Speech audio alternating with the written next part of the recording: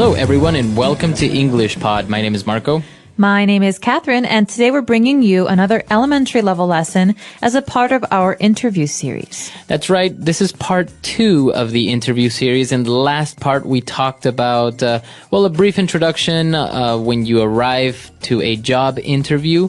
But on this occasion, we're going to talk a little bit about yourself and your life. That's right. So this is the most personal part, I think, of an interview. Let's take a listen to today's dialogue, and we'll be back in a moment to talk more about the things that you've heard.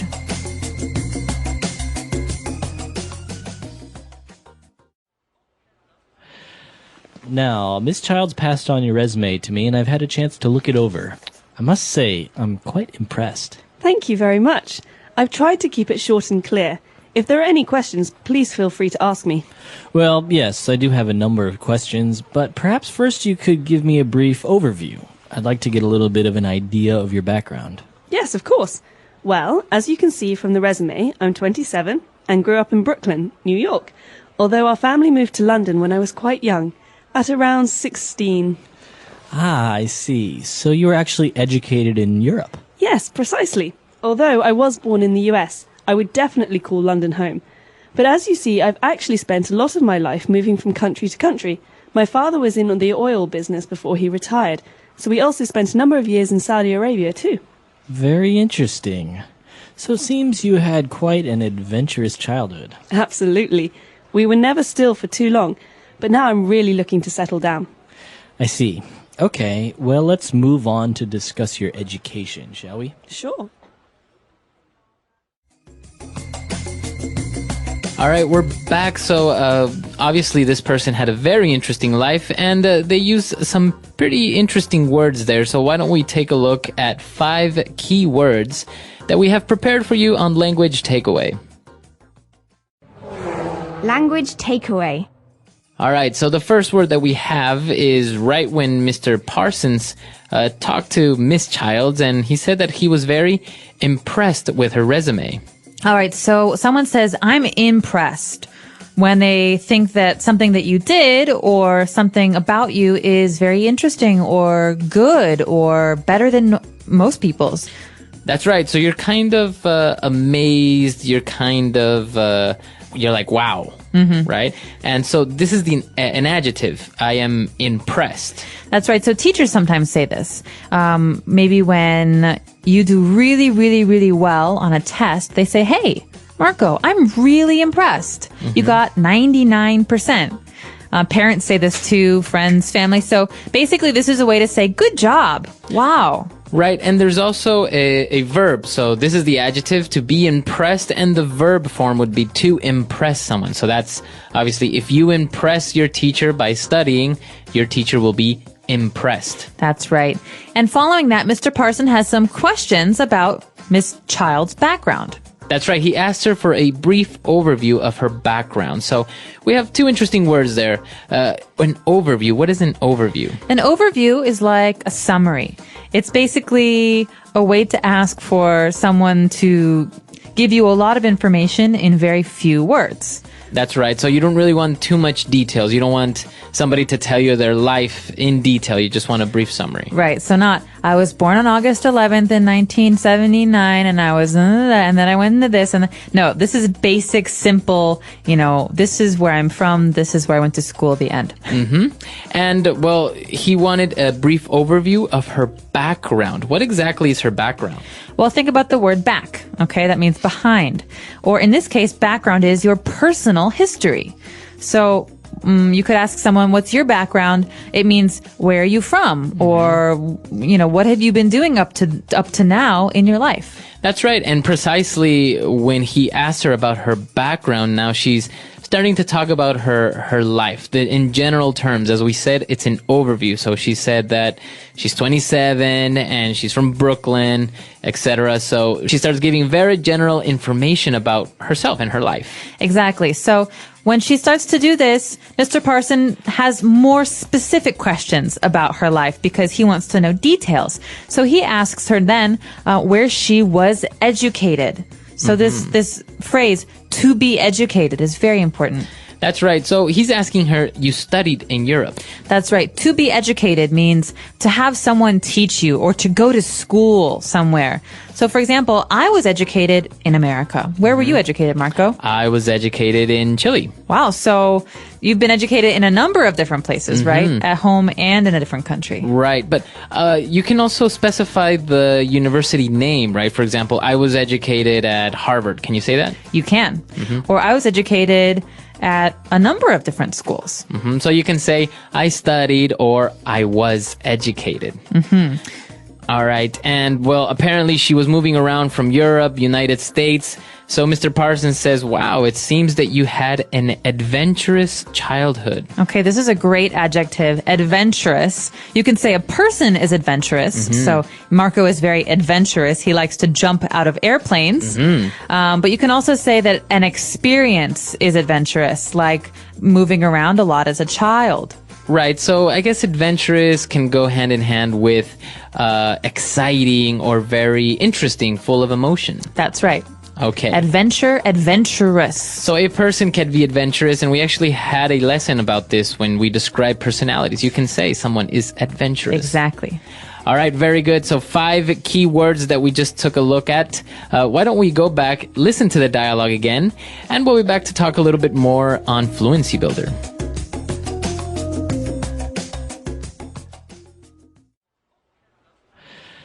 Now, Miss Childs passed on your resume to me, and I've had a chance to look it over. I must say, I'm quite impressed. Thank you very much. I've tried to keep it short and clear. If there are any questions, please feel free to ask me. Well, yes, I do have a number of questions, but perhaps first you could give me a brief overview. I'd like to get a little bit of an idea of your background. Yes, of course. Well, as you can see from the resume, I'm 27 and grew up in Brooklyn, New York, although our family moved to London when I was quite young, at around 16. Ah, I see. So you were actually educated in Europe? Yes, precisely. Although I was born in the US, I would definitely call London home. But as you see, I've actually spent a lot of my life moving from country to country. My father was in the oil business before he retired, so we also spent a number of years in Saudi Arabia too. Very interesting. So it seems you had quite an adventurous childhood. Absolutely. We were never still for too long, but now I'm really looking to settle down. I see. Okay, well, let's move on to discuss your education, shall we? Sure.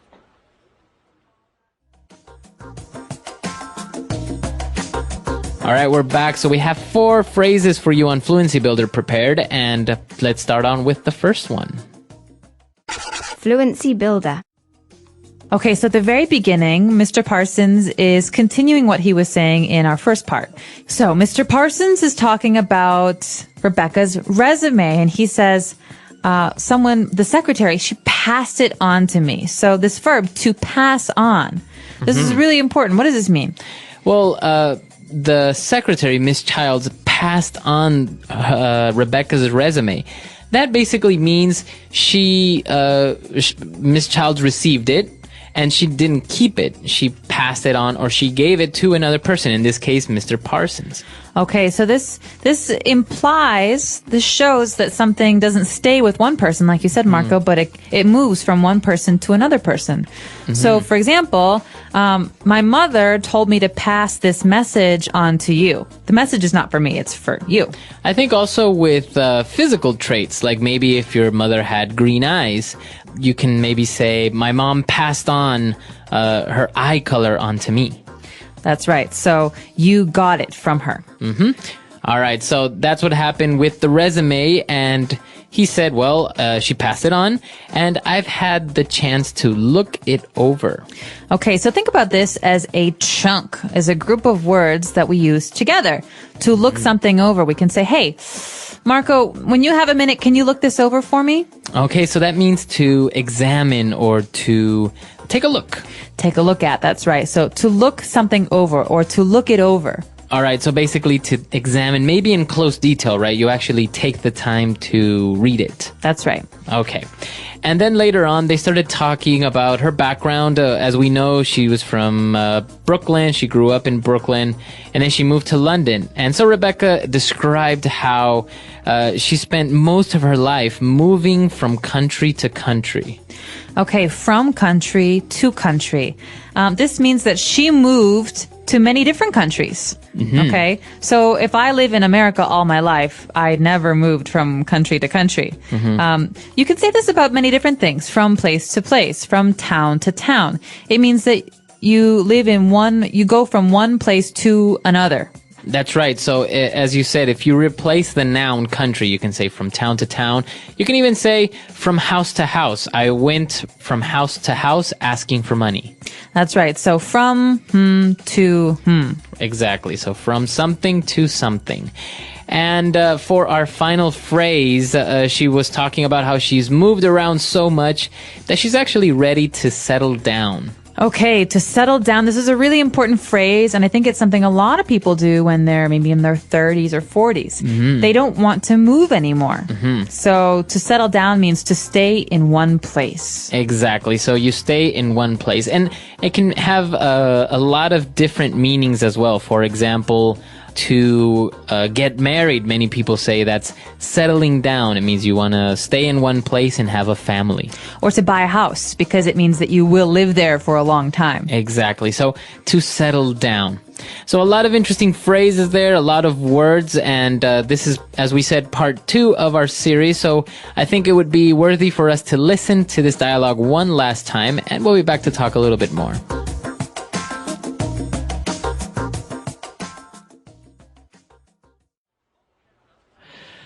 Now, Miss Childs passed on your resume to me, and I've had a chance to look it over.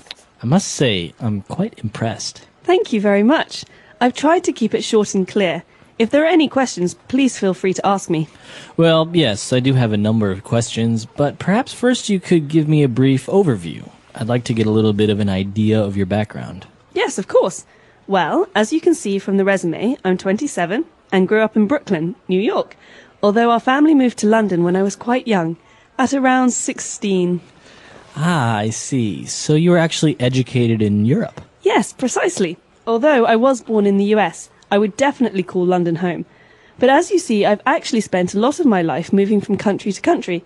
My father was in the oil business before he retired, so we also spent a number of years in Saudi Arabia too. Very interesting. So it seems you had quite an adventurous childhood. Absolutely. We were never still for too long, but now I'm really looking to settle down. I see. Okay, well, let's move on to discuss your education, shall we? Sure.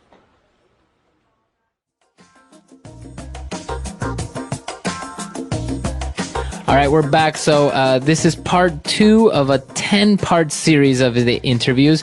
Now, we just talked about the background, and I think there are different ways of talking about your background, right? This is maybe your personal background. That's right. So you can talk about your personal history, your personal background, where you were born, where you were educated, where you grew up. But a lot of times we also have to talk about other parts of our background, like our work background, or like next week, our educational background. That's right. So part 3, we're going to take a look at your educational background. And it's going to be very important because I think in many interviews, people have a hard time describing what they studied or maybe describing exactly what they did during university or college or master's degree or something. Exactly. And we're not talking about elementary school or high school. We're specifically talking about university background here. So, like you're saying, Marco, what was your major? What was your minor? What was your area of study? These are great, great, great phrases that are very important for an interview. And so we hope that if you have any questions, you'll let us know. Our website is EnglishPod365.com, and stay tuned for next week's episode. That's right. Okay, so we'll see everyone on the website, and until next time. Bye. Bye.